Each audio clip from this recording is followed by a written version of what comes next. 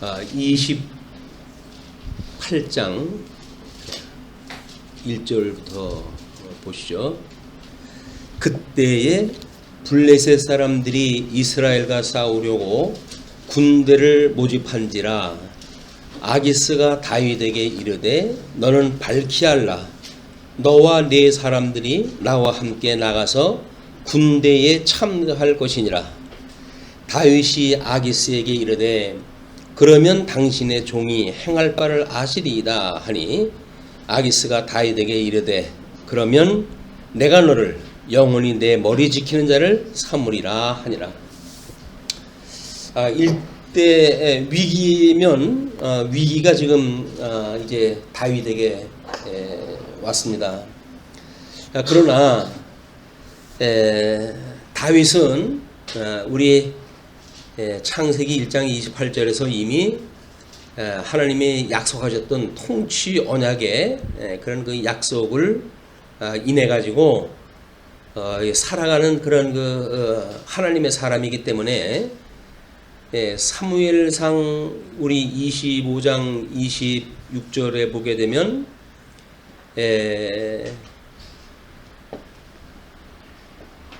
하나님 앞에 도움을 받고 내 손으로 원수를 친히 갚지 않게 하신다고 하는 그런 위기를 한번 넘긴 적이 있어요. 그래서 미련한 자를 원수를 친히 갚는 일을 막아주셨던 하나님 앞에 찬양한 일이 있었고, 사무엘상 26장 9절에도 여전히 사울을 죽이려고 했을 때에 신하들한테 이제 그가 때가 이르면 죽을 것이고 아니면 전쟁에 나가서 전사를 당할지언정 내 손에 피를 묻히지 않는 것이 기름 부음 받은 자에게 마땅히 할 바다 라는 이야기라고 해요. 이거는 다윗이 가지고 있는 하나님의 전적으로 언약되어진 일을 지금 이루어 가신다고 하는 걸 믿는 이런 그 다윗의 고백이고 그리고 삶이기도 합니다. 그런데 지금 사울의 손을 피해 가지고 블레셋으로 피난을 갔어요. 그런데 바로 그때입니다. 블레셋 사람들이 이스라엘과 싸우려고 군대를 모집했고 그리고 아기스가 다윗에게 출전을 명해요. 자, 이제는 다윗은 이스라엘의 기름 부음 받은 자고 거기에 뭐 대적인 사울이 있든지 어떤지 간에 여전히 왕직을 감당해야 될 다윗인데 지금 동족 간의 전쟁이 일어난다는 일은 여지껏 모든 일들 막 그런 것들이 수포로 돌아가는 이제 기회가 되는 거예요. 그랬을 때 과연 다윗은 어떻게 했을까?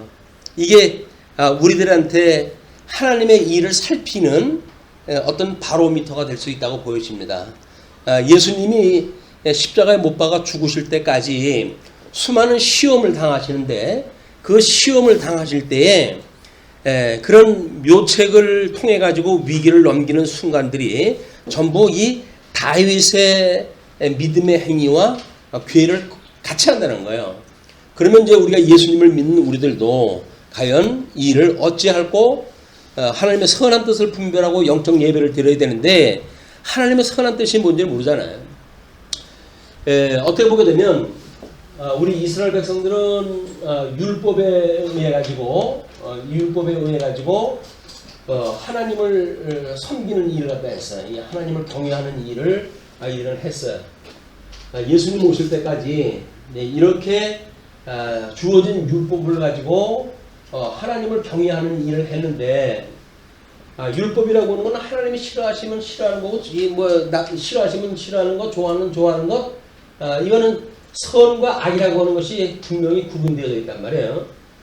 그러면 하나님의 선하신 뜻을 따라 정해놨다 하는 것이 영적 예배일지인데 이런 악한 하나님이 싫어하시는 뜻에 대한 거는 배격하는 것이 지금 하나님 앞에서 살아가는 삶이 아닙니까? 자, 그러면 다윗이 지금 이 블레셋 사람들하고 손을 맞잡고 자기의 하나님이 약속했던 이 통일 왕국입니다. 이제 왕국, 이스라엘 왕국을 공격하는 일이 선일까 악일까? 라고 하는 것에 이제 갈등을 느낄 수가 있는 거예요. 뭐 때로는 예수님이 그 율법주의자에 대하여 얻을 적에는 선한 방법으로, 얻을 적에는 악한 방법으로 대처하신 적이 있고, 이렇게 했을 때 헷갈릴 경우가 있어요. 저거는 하나님이 싫어하시는 뜻일 텐데 어떻게 주님은 저렇게 했을까? 이런 이야기도 있을 터이고, 어떤 거는 하나님이 좋아하시는 뜻일 텐데 주님은 왜 그걸 피하셨을까? 뭐 이런 거 생각도 든단 말이에요.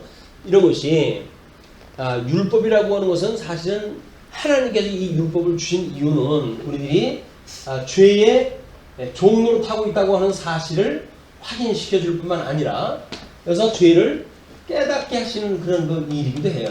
하나님의 우리가 죄의 종로로 타고 있기 때문에 어떠한 죄를 짓고 있는지를 깨닫게 하는, 죄를 깨닫게 하는 그런 기능이 있는 율법인데, 그러면 지금 이 선과 악이라고 하는 하나님이 좋아하심과 싫어하심에 대한 일들을 깨달음에 있어서 이것이 흑백 논리로 해가지고 끝나고 말 것인가, 아니면 이런 흑백 논리가 아니라 궁극적인 선을 이루어 가시기 위한 과정적인 악의 수용의 기회가 있지는 아니할까 라고 하는 것도 우리가 한번 생각해 볼 필요가 있죠.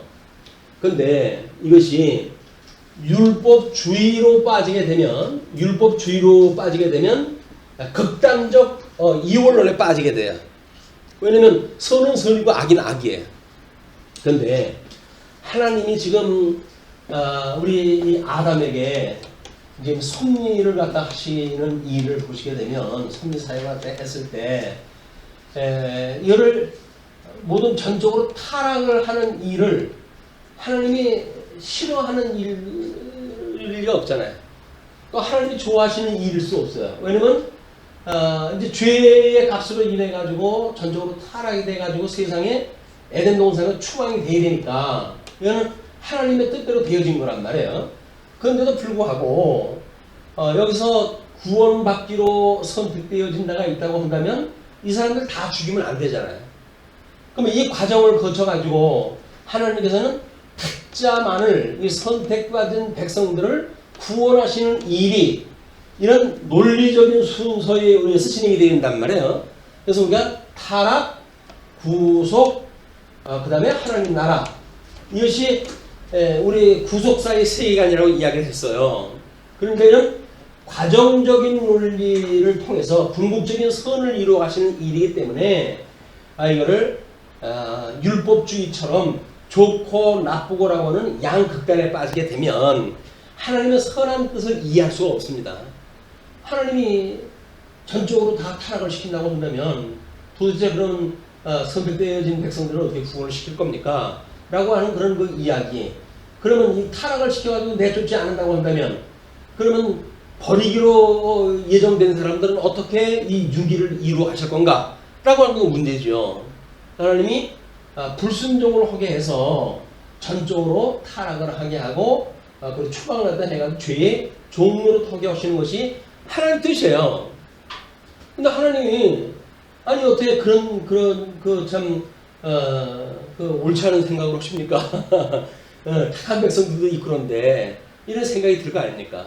그게 하나님의 이 궁극적인 선을 이루어가는데 그런 하나님의 뜻을 분별한다는 이야기는 하나님의 이 섭리 과정, 이 섭리 사역을 통해 가지고 우리가 뜻 분별을 하는 거지, 옳으냐 그르냐라고 하는 양극단의 문제를 가지고 이게 선택하는 게 아니다. 율법주의에 빠지게 되면 우리는 양극단적인 데 빠지는 거야. 옳은 건 옳은 거고 그런 건 그런 거지 어떻게 그런 걸 생각할 수가 있냐, 뭐 이렇게 이야기를 하는데, 좀 다윗이 블레셋으로 지금 피난을 갔잖아요. 그럼 피난을 갔으면 만약에 아기스라고는 도성까지 하나 이제 얻어가지고 거기에 수장 노릇을 하고 있을 만큼 자기 백성들을 지키는 역할을 다 하는데, 만약에 하나님이 자기의 동족을 치는 것이 나쁘다고 생각이 들었다면 사울은 참전 의사를 밝히면 안 돼요. 거기에서 무슨 소리냐? 나는 죽어도 못 가. 뭐 이렇게 이야기 돼야 될 거 아니겠어요? 근데 다윗은 쾌히 승낙을 해요. 그것도 뭐 나한테 만약에 그런 이야기를 한다면 어찌할 걸 당신이 알 겁니다. 내 뭐 이런 적군하고 싸워서 이긴 거 당신이 잘 알고 있지 않습니까? 라고 이야기를 하니까 내가 너 영원히 내 머리를 지키는 수장을 삼겠다 이렇게 이야기하는 거 아니에요. 뭔가 지금 맞았어요. 이게 맞았어요. 분명히 동족을 치는 건 나쁜 일일 테고 그럼에도 불구하고 다윗은 거기 가표를 던졌고 요거까지만 놓고 봤을 때 다윗은 악한 생각의 어떤 그 기준을 정한 거예요. 여기에 이제 자기가 결정을 한 거예요. 그러면 다윗은 악한 사람일까? 아담을 갖다 다 타락하게 해가지고 그 중에 가인은 멸망의 길로 아벨은 구원의 길로 해가시는 일이 하나님의 뜻인데 이거를 선하고 악하다고 해가지고 악한 일은 하지 않는다고 한다면 뭐 이왕 하나님의 나의 목숨 가지고 계신데 죽이려면 죽여라. 난 못 간다. 이렇게 하고 말 건가? 이것이 이제 우리들의 예수 그리스도가 이 땅에 와가지고 하는 수많은 시험의 그 일들이에요. 시험을 당하실 때 주님께서 먹는 문제로 해가지고 시험을 당할 때는 돌로 떡을 만들어 먹으라고 하는 이제 그 시험이 왔어요. 돌로 떡을 만들어 먹으라. 라고 이야기를 했더니 우리 주님은 하나님이 이 떡으로만 사는 것이 아니라 이걸 우리 말씀으로 사는 것이다. 말씀으로 사는 것이다. 떡으로만 사는 것이 아니라 말씀으로 사는 것이다. 라고 이야기를 하는 거는 떡으로도 살아야죠. 육신을 가지고 있으니까 떡으로 살아야 되는 거예요. 40일 금식을 갖다 해가지고 좀 배가 고픈 상태예요. 그 틈을 노리고 사단이 공격을 갖다 해왔기 때문에 난 죽어도 난 그렇게 안 해. 라고 하는 것이 아니라 하나님의 뜻이 무엇인가를 선포함으로 승리를 갖다 해요. 떡을 먹었느냐, 뭐 만들어 먹었냐, 안 만들어 먹었느냐라고는 기능적인 거에 머물질 않고 사람이 떡으로만 사는 것이 아니라 하나님의 말씀으로 사는 거야 라고는 계시를 완성을 갖다 하신단 말이에요. 그렇게 해가지고 이제 뜻을 이루어 가셔가지고 승리를 갖다 하죠. 두 번째, 성전에서 뛰어내리라고 이렇게 이야기를 해요. 이거는 성경적인 근거를 제시하고 그러잖아요. 성경에 네 발이 돌에 부딪히지 않게끔 훨씬하고 그랬다. 뛰어내려라 라고 이야기했다 했을 때 우리 예수님께서는 주 하나님을 시험하지 말라고 이야기했다 라고는 다른 성경을 가지고 뛰어내리지 않고 사단의 말에 뛰어내리지 않고 대적을 승리하는 방법의 길로 이제 가시게 됩니다. 그 다음에 나에게 절을 갖다 하게 되면 내가 이 우주 만물 다 너한테 줄게 라고 이야기를 해야 모든 만물을 준다고 이야기를 하죠.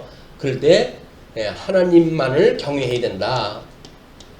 이건 계시를 위해 가지고 지금 하는 이 결론적인 것이 있고 여기서 먹느냐 먹지 않느냐 이런 것들은 기능적인 일들이에요. 기능적인 이거를 하나님의 뜻이라고 지키는 걸 우리가 율법주의라고 하고 그런 의미가 무엇인가를 깨닫는 일이 선하신 율법을 인정하는 일이에요. 하나님의 법은 하나도 오차가 없다. 하나님이 좋아하시는 뜻이기 때문에 필시 하나님께서 내가 너희를 애굽에서 종으로 타던 너희들을 열조와의 언약을 기억하고 불러낸 여호와야 라고 하는 걸 깨닫게 하시기 위한 섭리로 이걸 섭리라고 하는 그 이야기는 끊어서 생각하는 게 아니에요. 전체의 논리로 설명이 되어지는 거지 계시로 설명이 되어야 된단 말이야. 그럴 때 이거는 율법은 선한 것이다. 율법이 악한 게 아니에요. 율법주의가 나쁜 거지 율법 자체가 나쁜 게 아니다. 그러면 이제 우리가 예수님 오셔가지고 뭐 이제 웨스트민스터 우리 그 신앙 고백에 의할 것 같으면 이거를 교조라고 이렇게 이야기를 하죠. 이걸 교리 조항이라고 하는 것은 우리 율법이나 마찬가지로 조항으로 되어져 있는 거예요. 조항을 가르치는 걸 교조라고 이야기를 해요. 이거를 만약에 기능적으로 우리가 지킨다고 한다면 이거를 신율법주의라고 이야기를 하는 겁니다. 신율법주의. 그러면 이게 신율법주의니까 이런 것 전체를 왜 이런 걸 조항을 만드냐? 사랑이라고 하는 율법 안에 다 있는데 라고 하는 걸 빼버리면은 그럼 이게 선일까요? 조항을 갖다 우리한테 아주 다 지워버리는 것, 이것이 과연 선한 일일까? 그것이 아니라는 얘기예요. 하나님께서는 가르치는 이런 구체적인 어떤 교육, 교훈, 이런 것들이 우리들한테 여러 가지 이런 그 구체적인 뭐 이런 그 교리를 가지고 우리한테 교육하고 교훈을 다 하시죠. 그렇기 때문에 이런 계시적인 의미로 우리가 받아들이게 되면 신율법이 아니라 우리는 하나님께서 기뻐하시는 뜻을 분별하는 교육의 자리에 올라갈 수가 있단 말이에요. 그래서 흔히 뭐 이런 교리를 갖다 이야기하고 웨스트민스터 신학의 뭐 대소요리 문답이라는 요리, 중요한 교리란 말이에요. 중요한 교리. 그러니까 교리를 갖다 이야기하게 되면 사람들이 알레르기 반응을 일으키는 사람들이 있어요. 왜? 아니 이 시대에도 뭐 교리를 갖다 해가지고 그걸 교리를 가르치냐? 말씀을 가르쳐야지. 근데 말씀의 압축이 요리예요. 이게 중요한 이 진리를 갖다 가르치는 거란 말이에요. 이거는 이런 어떤 전체적인 문맥을 놓치게 되면 우리는 같은 성경을 가지고 같은 신앙생활도 한데도 불구하고 이거는 이 교조는 나쁜 거야. 교리 이렇게 맞는 거는 나쁜 거야. 성경만 그렇게 그냥 가르치면 되지. 쓸데없이 왜 대소요리 문답을 만들어가지고 그걸 가르치려고 그러느냐라고 이야기를 하는 현금 대소요리 문답에 대한 부정적인 생각을 가지고 있는 사람들의 주장이에요. 율법주의자들의 그 모습을 보게 되면 뭐 한쪽으로는 이해가 돼요. 우리가 그 자라보고 놀란 가슴이 소뚜껑 보고 놀란다고. 예수님 오셨을 때 예수님이 이거 저주하고 그랬는데 이 시대에도 여전히 이런 것이 있으면 안 된다. 말씀으로 돌아가자. 말씀을 가르쳐요. 어떤 사람은 성령께서 감동을 주신다고 읽기만 해. 읽기만 할 건 뭐 자기가 뭐 필요 있어. 아무나 읽으면 되지. 목사라고 하는 거는 그 풀어서 가르칠 수가 있는 시험을 봐가지고 목사 자격증을 줘가지고 총에서 시험 봐가지고 노예로 이제 보내면 노예에서 지교에 파송이 되어져가지고 말씀 가르치는 사역을 감당한단 말이에요. 근데 뭐 성령이 감동을 했다고 하면은 뭐 읽기만 해도 된다나 어쩐다나. 이게 이런 거에 대한 기능을 제대로 모르는 사람들이 나타나는 특징이에요, 특징.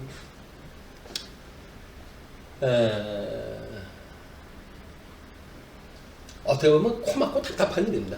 근본주의라고 하는데 빠져가지고 선은 선, 악은 악 이렇게 이분법으로 나누는 사람들은 매우 힘들어요. 상대하기가 매우 힘들어요. 고집을 꺾지도 않아. 또 고집이 얼마나 세니 고집도 안 꺾어요. 그래가지고 율법에 이거는 선한 거고 이건 악한 거라고 그러는데 이렇게 해가지고 조막들을 대고 그러는 거예요.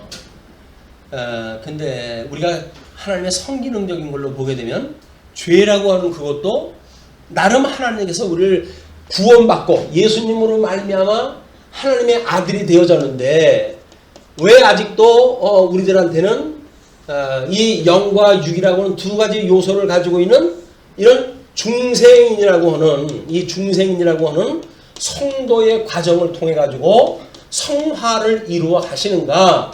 라고는 논리 속에서 우리를 봐야 육이라고 하는 그 이야기는 어쩔 수 없는 육체의 소욕을 가질 수밖에 없는 거로구나. 이거는 여기서 댕겨 먹기가 이건 악화되도록 생겨 먹은 거로구나 라고 생각이 들어야 되는데 선이 오는 거 선택을 또 할 수 있다고 믿는 거예요. 이 사람들이 그렇게 주장을 하는 거예요.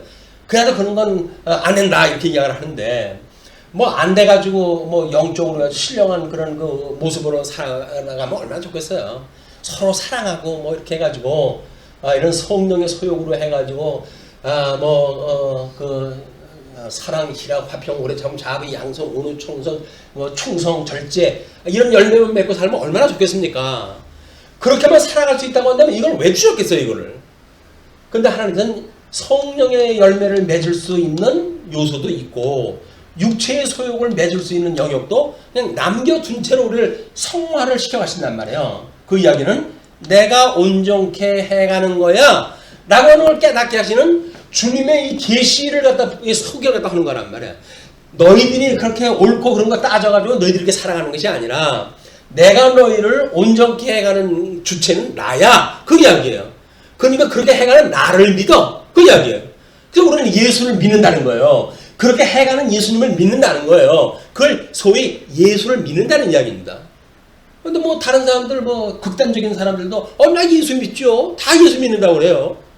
근데 그 예수가 어떤 예수냐면 이렇게 이런 계시적인 그런 그 예수님 믿는 게 아니라 기능적으로 해가지고 옳고 그러고 하는 양극단적인 생각을 가지고 있는 이런 그 예수님을 믿는 거예요. 이거를 이게 통합적인 사고가 없으면 해결할 방법이 없어요. 이게.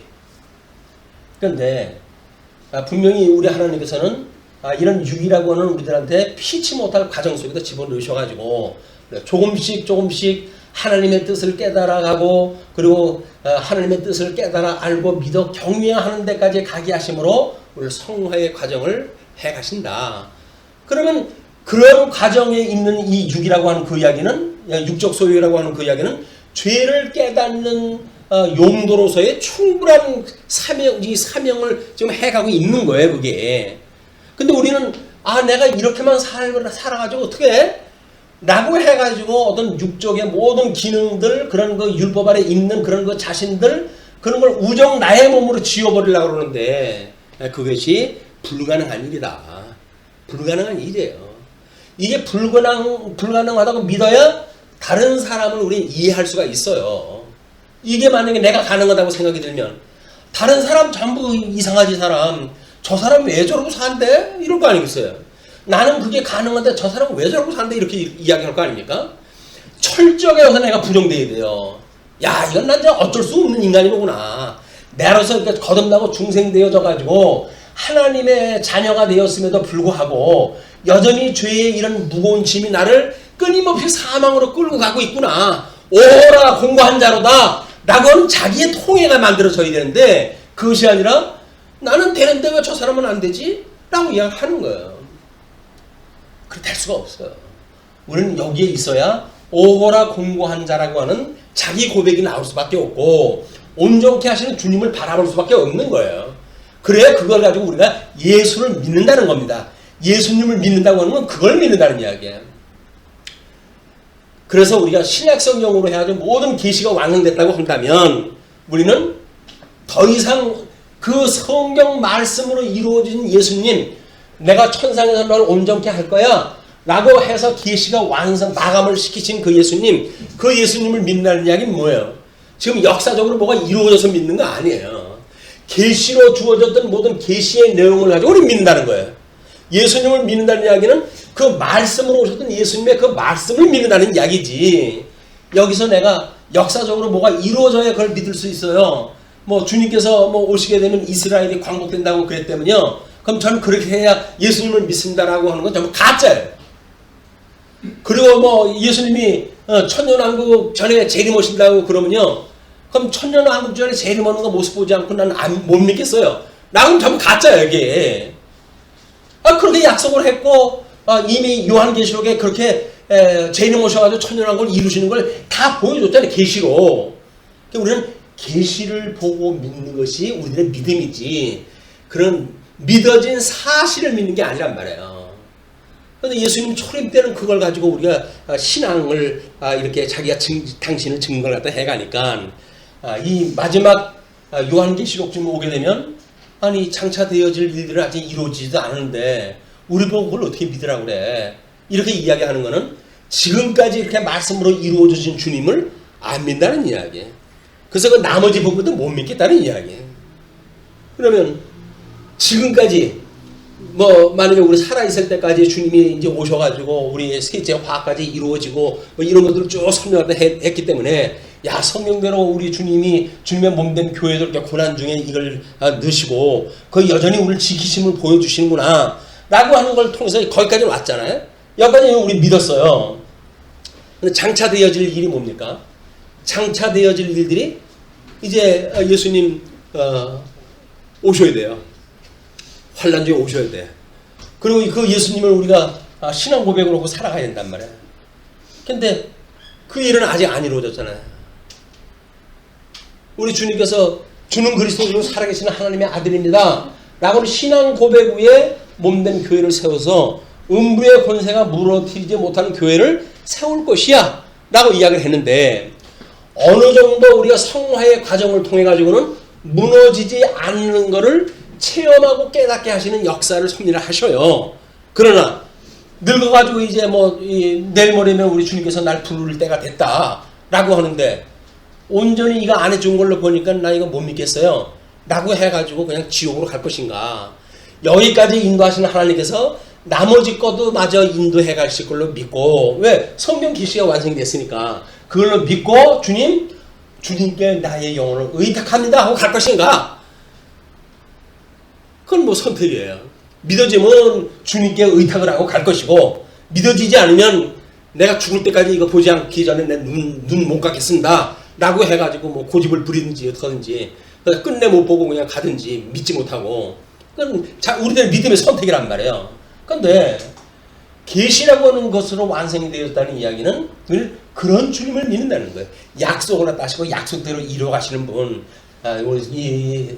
요한계시록을 통해서 1.1의 길에도 더하거나 감할 수 없을 만큼 완전 무결한 성경을 기록하셨던 주님.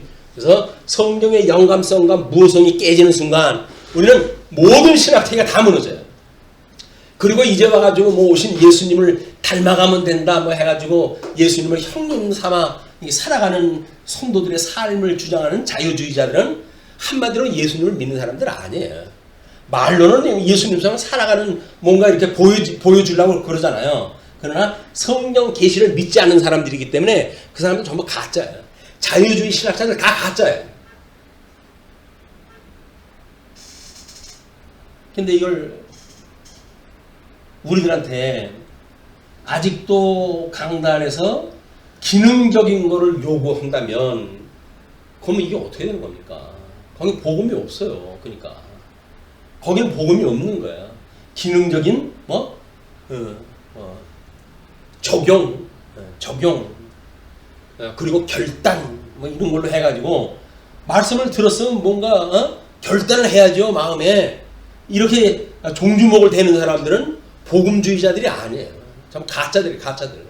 자기네들이 뭔가를 말을 갖다 하면 이렇게 결단해가지고 열매를 맺을 수 있는 것처럼 착각하는 사람들이다. 안 그렇습니다. 우리 말씀을 교훈을 갖다 주게 되면 우리가 때로는 육체의 소욕에 대한 것을 책망을 받고, 이게 책망을 받잖아요. 그리고 이 신령한 영적으로 해가지고 교훈을 받고, 그리고 의로 교육함과 바르게 함과 이런 성령의 열매를 갖다 맺게 삶으로 해가지고 하나님의 말씀을 깨달아 알고 믿어 경외하는 데까지 이르게 하시는 것이 하나님의 섭리다. 이것이 소위 말하는 섭리 사역이에요. 이런 사역 자체를 통해서 우리가 예수님을 믿는다는 거지, 조항을 놓고 그걸 믿는다는 이야기 아니다. 이걸 자칫 잘못 어떻게 되면 우리가 율법주의에 빠지기 쉽습니다. 교리주의에 빠지기 쉬워요. 만약에 그걸 뒤집어 놓게 되면 율법을 부정합니다, 여기서 교리를 부정합니다 라고 하는 거에 빠지게 되는 거예요. 교리는 나쁜 거 아니에요. 아니, 중요한 진리의 원리를 갖다 가르쳐주는데 그게 왜 나쁜 겁니까? 성경적인 근거에 의해서 전부 이걸 가르쳐주는 일인데. 그래서 웨스트민스터 신앙고백서의 그 서문에 보게 되면 다 그렇게 미리 못을 박아놨어요. 여러분들은 웨스트민스터 신앙고백의 그 이야기가 이 말씀이 대소요리 문답에 의해서 신앙고백을 할 때요, 이 말씀이 성경의 이야기에 준해가지고 나온 이야기로서 진리에 왜곡되지 않는다고 하는 것을 믿습니까? 라고 이야기하는 거예요. 우리는 그걸 믿습니다 라고 이야기했을 때, 그러면 신종하겠습니까? 라고 물어요. 믿고 따르겠습니까? 그 이야기예요. 이것이 중요한 진리의 교리니까 믿고 따르는 거예요. 그게 하나님의 말씀을 듣고 교회 생활을 통해서 우리가 익힌 공부를 해가는 과정이다. 그걸 모르게 되면 나는 그렇게 할 수 없는데요. 어떻게 나쁜 걸 제가 어떻게 합니까? 그렇게 하나님이 싫어하는 일을 제가 어떻게 해요? 저는 못합니다 라고 이야기를 해가지고 자기가 마치 선한 사람처럼 이야기를 하는데, 그거는 하나님의 이런 섭리 역사를 이해 못하고 중간중간 이게 토막난 토막난 진리 체계에 갖다 이렇게 국한되어져 있는 그런 사람들이 가지고 있는 한계란 말이야. 통전적으로 이해를 못하는 사람들의 한계다. 자, 그렇기 때문에 지금 다윗은 뭐 내 머리 지키는 사람을 삼겠다 아까도 약속을 받았어요. 3절을 보시게 되면 사울의 기도와 하나님의 무응답이 이제 소개가 되어집니다. 사무엘이 죽었으므로 온 이스라엘이 그를 두고 슬피 울며 그의 고향 라마에 장사하였고 사울은 신접한 자와 박수를 그 땅에서 쫓아내었더라. 뒤늦게 이제 하나님의 말씀을 따른다고 뭐 집단에는 종교 개혁적인 조치가 다 취한 것 같아요. 블레셋 사람들이 모여 수넴에 이르러 진침에 사울이 온 이스라엘을 모아 길보에 진쳤더니 이제 완전히 마주보고 지금 진영을 핀 겁니다.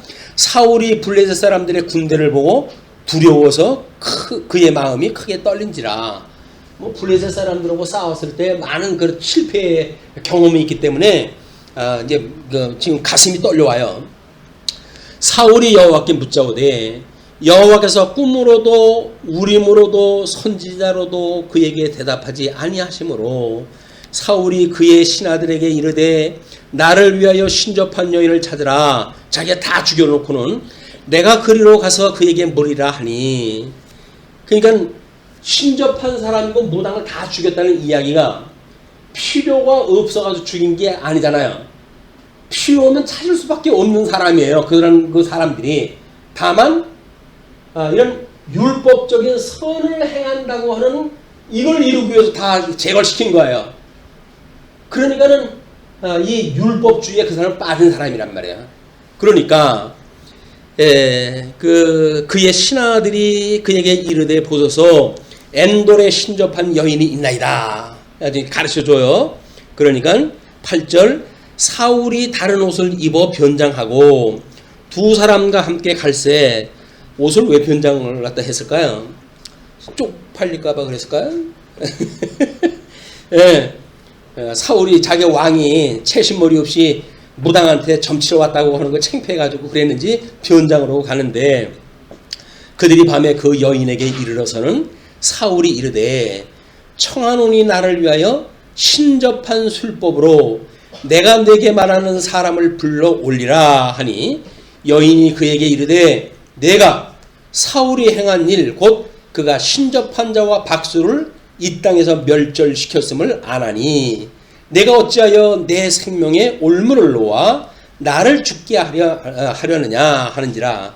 사울이 여호와의 이름으로 그에게 맹세하여 이르되 여호와께서 살아계심을 두고 맹세하노니 내가 이 일로는 벌을 당하지 아니하리라 하니. 이 율법주의가 가지고 있는 자기가 선하다고 생각이 들어가지고 모든 사람을 다 죽였는데 지금은 그를 따라갈 수밖에 없는 이런 그 조건이 되어지니까 여호와의 이름으로 이제 맹세까지 합니다. 여인이 이르되 내가 누구를 내게로 불러 올리라 하니 사울이 이르되 사무엘을 불러 올리라 하는지라. 여인이 사무엘을 보고 큰 소리로 외치며 사울에게 말하여 이르되 당신이 어찌하여 나를 속이셨나이까? 당신이 사울이시니이다.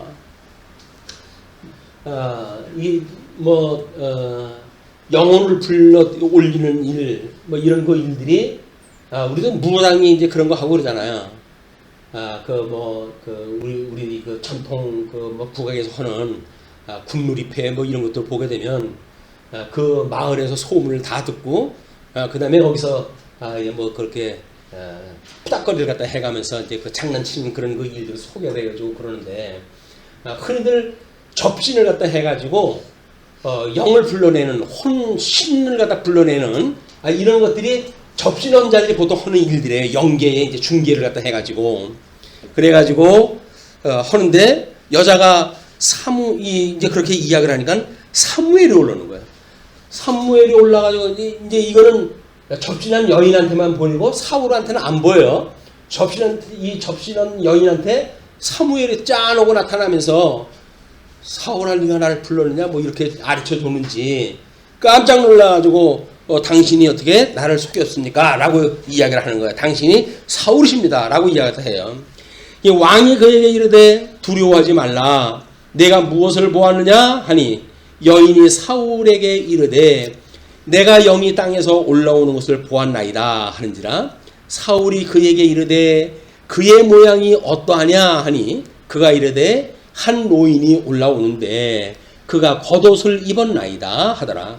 겉옷이라고 하는 거는 이제 뭐 제사장이 입는 점을 치는 에봇이 입는 그런 걸 이야기를 하겠죠.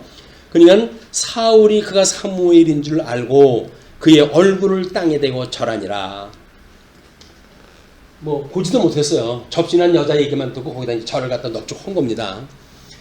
14절까지 그 일이 소개가 되어진 뒤에 사무엘이 이제 불러 올리는 일은 사무엘상 15장 11절에 보게 되면 사울을 왕으로 세운 것이 후회된다고 하나님께서 하시는 사건이 소개가 되어져요. 그리고 그가 나에게서 등을 돌리고 나의 명령대로 따르지 않기 때문에 내가 다시는 너의 말을 안 듣겠다. 그래서 왕직을 갖다 이제 하나님께 후회하시는 그런 그 일이 소개되어진 것이 이 율법의 문제였잖아요. 하나님께서 너희는 아멜렉을 쳐들어가는 일이에요. 아멜렉은 민수기 그 광야 때서부터 아주 악연을 가지고 있는 민족인데 처음 사울이 왕이 됐을 때는 아멜렉 쪽 승리를 하고 와요. 그런데 이제 마지막에 또 아멜렉을 치라고 하나님께 명령을 하셨을 때 짐승이고 사람이고 다 죽여라! 라고 하나님께 했는데 뭐 지는 죽인다고 죽였죠. 근데 그래서 좋은 것만 골라가지고 남겨놨어요.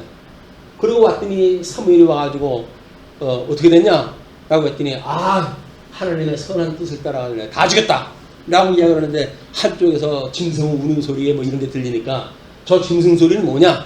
그래, 뭐 이건 이거 다 아니고 좋은 것만 골라서 하나님 앞에 제사를 지내려고 그랬다. 했더니 유명한 이제 말이 뭡니까? 순종이 제사보다 난 거야. 라고 하는 이야기를 해가지고 하나님 너는 왕위로부터 이제 끝났어. 라고 그 예언을 했던 사건이란 말이에요. 그렇게 되어져 가지고 자기가 순종의 제사보다 낫다고 하는 걸 배웠기 때문에 모든 무당과 접시는 사람을 죽였는데 자기가 필요하니까 또 불러가지고 그 짓을 한 거예요. 자, 사무엘이 사울에게 이르되 내가 어찌하여 나를 불러올려서 나를 성가시게 하느냐 하니 사울이 대답하되 나는 심히 다급하니이다.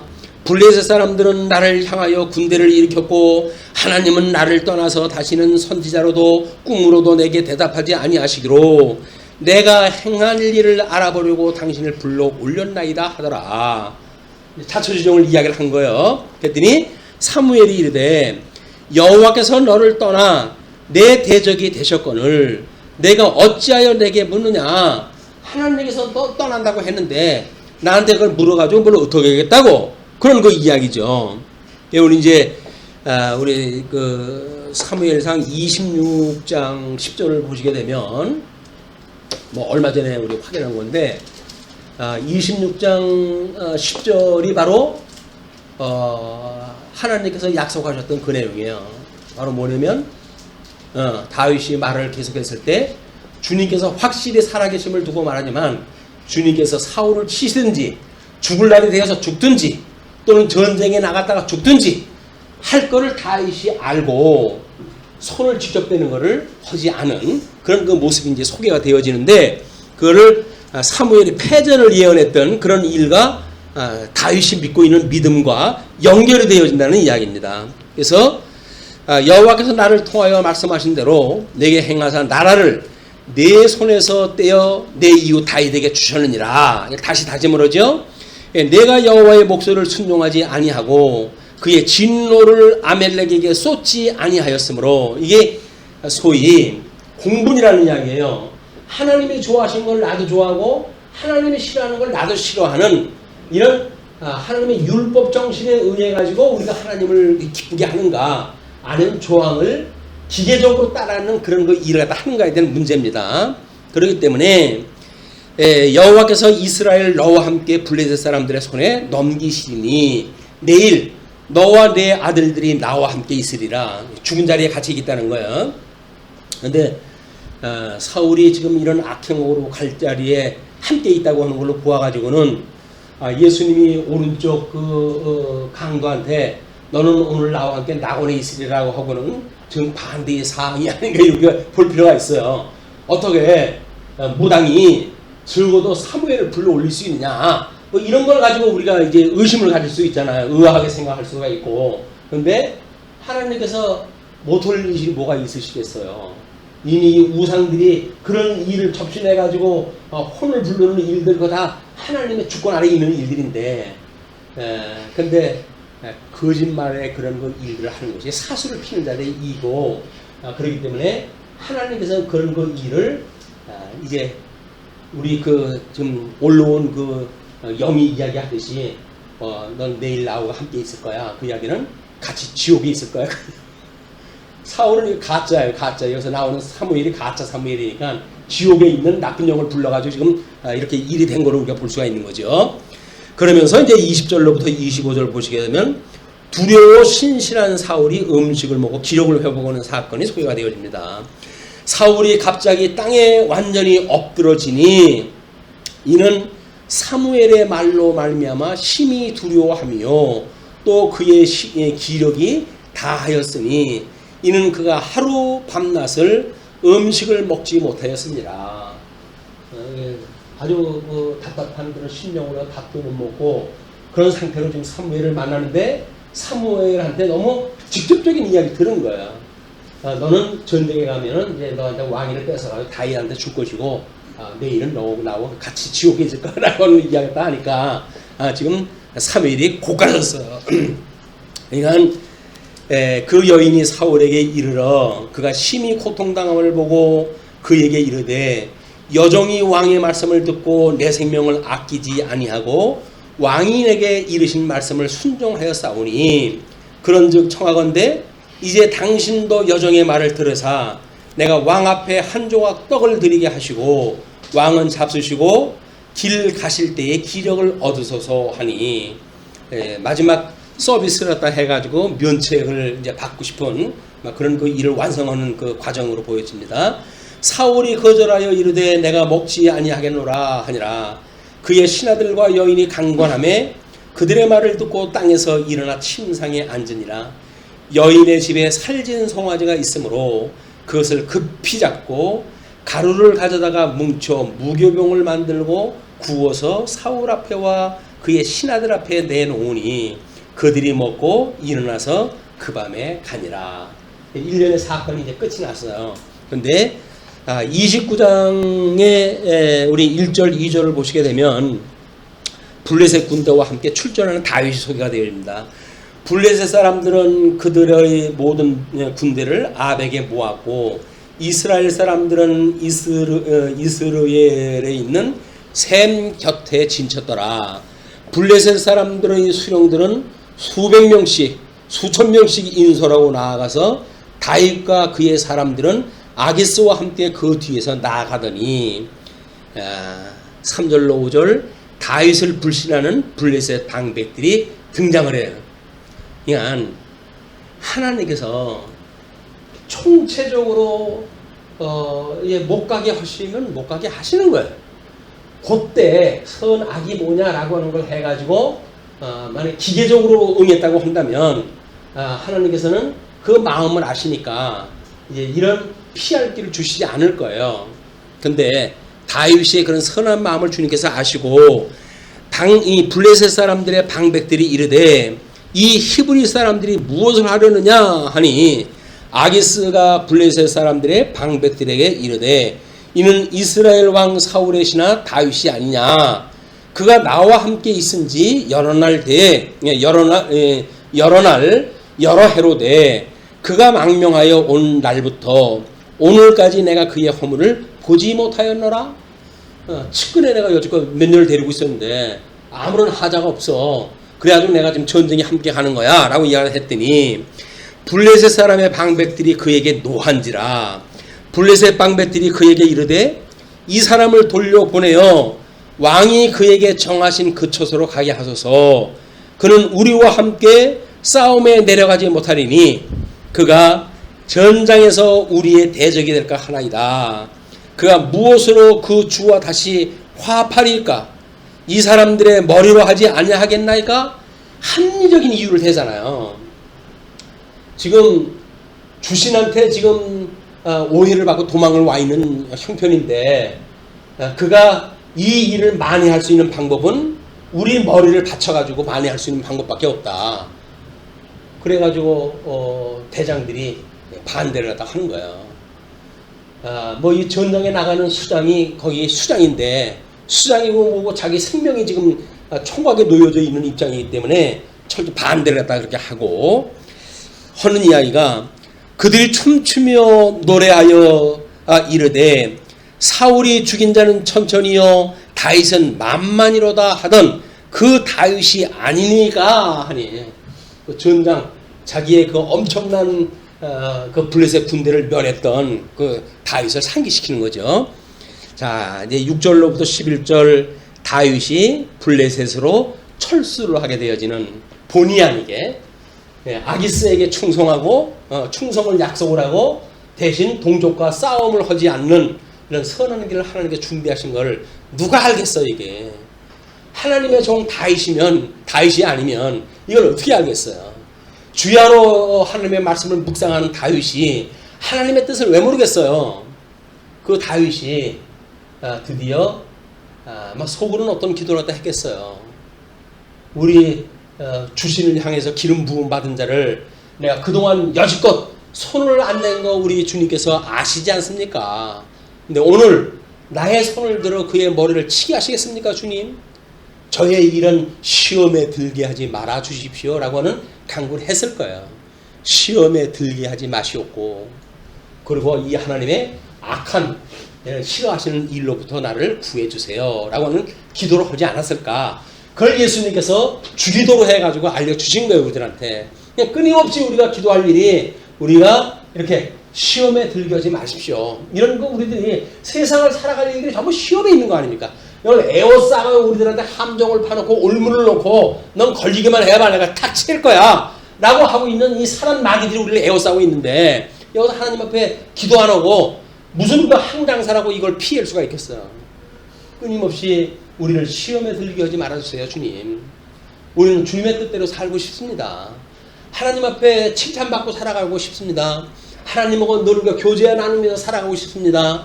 하나님의 뜻을 분별하면서 살아가고 싶습니다 라고는 소망이 있었을 때 우리가 기도를 할 것이고 그 기도를 주님께서 들어주신다고 한다면 마치 우리는 망할 길에 들어선 것 같지만 주님께서 피할 길을 주셔가지고 우리를 구원하다 하신다.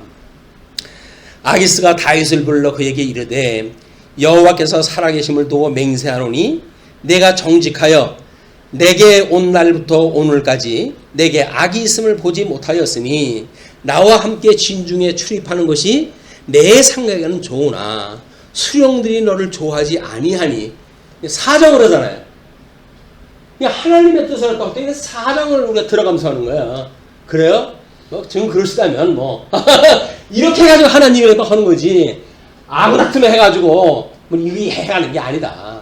대접받고 우리가 칭찬받고 선한 일로 해가지고 우리 하나님께 해가신다. 시험에 들게 하시는 방법이에요. 시험에 들게 하지 않는 방법. 그것이 피할 길을 주시는 방법이다. 그러므로 이제 너는 평안히 돌아가서 블레셋 사람들의 수령들에게 거슬러 보이지 않게 하지 말게 하니라. 다윗이 아기스에게 이르되 내가 아주 재미난 장면이 소개가 됩니다. 내가 무엇을 하였나이까? 내가 당신 앞에 오늘까지 있는 동안에 당신의 종에게 무엇을 보였기에 내가 가서 내 주 왕의 원수와 싸우지 못하게 하시나이까 하니 아기스가 다윗에게 대답하여 이르되 내가 내 목전에 하나님의 전령같이 선한 것을 내가 아나 블레셋 사람들의 방백들은 말하기를 그가 우리와 함께 전장에 올라가지 못하리라 하니 그런즉 너는 너와 함께 온 내 주의 신하들과 더불어 새벽에 일어나라. 너희는 새벽에 일어나서 발거든 곧 떠나라 하니라. 못 이기는 척하고 다윗이 자기 사람들과 더불어 아침에 일찍이 일어나서 떠나 블레셋 사람들의 땅으로 돌아가고 블레셋 사람들은 이스라엘로 올라가니라. 전장으로 다른 사람들 가고 다윗은 마지 못해서 정말 싸우고 싶은데 최선을 다해 싸워가지고 아리스에 충성하고 싶은데 마지못해가지고 정뜻이 그러시다니 제가 그러면 그 명령에